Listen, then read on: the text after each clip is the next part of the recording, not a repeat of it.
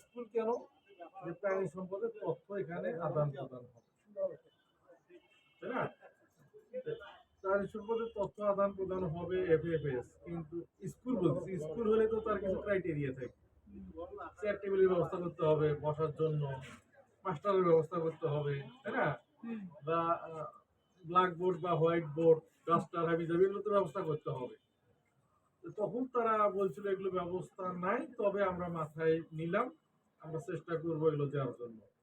যাই হোক, তারই ধারাবাহিকতায় তারা এগুলো এখন দিয়েছে, যেহেতু মিটিং হয়, অনেক সময় ট্রেনিং হয়, বা সেমিনার হতে পারে, যেটাই হোক আপনাদের বসার প্রয়োজন হয়, এই চেয়ার গুলো দরকার লাগে।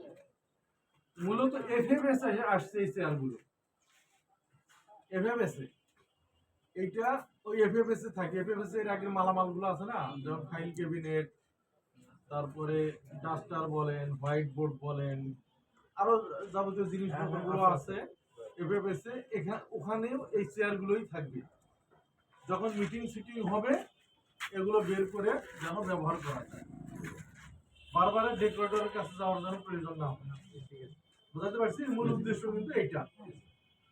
তো আমার মনে হয় আপনারা বুঝতে পেরেছেন এই জিনিসটা থাকবে কোথায়। অনেক দ্বিধাদ্বন্দ্ব আছে অনেকের মধ্যে, এটা কি ভাগ করে নিব, নাকি কার বাড়িতে রাখবো, নাকি এসপির বাসায় থাকবে, নাকি সভাপতির বাসায় থাকবে, নাকি সেক্রেটারির বাসায় থাকবে, কোনো কনফিউশন নাই।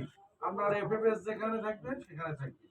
এখন এটা রেজুলেশনে আপনারা এবার মাসে আনবেন, যে মিটিং এর রেজুলেশনে আনবেন যে এইরকম এতটা 50টা চেয়ার পাওয়া গেছে, 4টা হাতলওয়ালা চেয়ার পাওয়া গেছে, 2টা টেবিল পাওয়া গেছে, একটা টি টেবিল পাওয়া গেছে, কোথেকে পাইছেন? অফিস থেকে। এগুলো রেজুলেশনে নেবেন এবং এটা সংরক্ষিত হবে অমুকের বাড়িতে।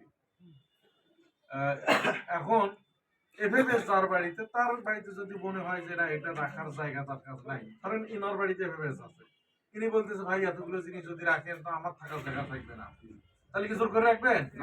তাহলে কার বাড়িতে রাখবেন সেটাও আপনি রেজুলেশনে নেবেন। যেহেতু এফএফএস এ অমুকের বাড়িতে তিনি এই সমস্যা ব্যক্ত করেছেন, এখানে রাখা সম্ভব হচ্ছে না, সেহেতু অমুকের বাড়িতে রাখার জন্য সিদ্ধান্ত গৃহীত হলো।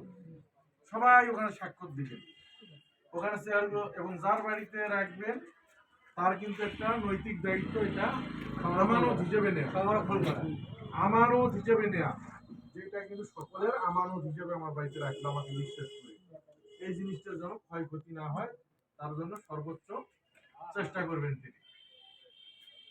ঠিক আছে না? এই হলো বিষয়। আর কথা বাড়াচ্ছি না, আপনাদের যদি কারো কোনো প্রশ্ন থাকে 2 মিনিট পরে।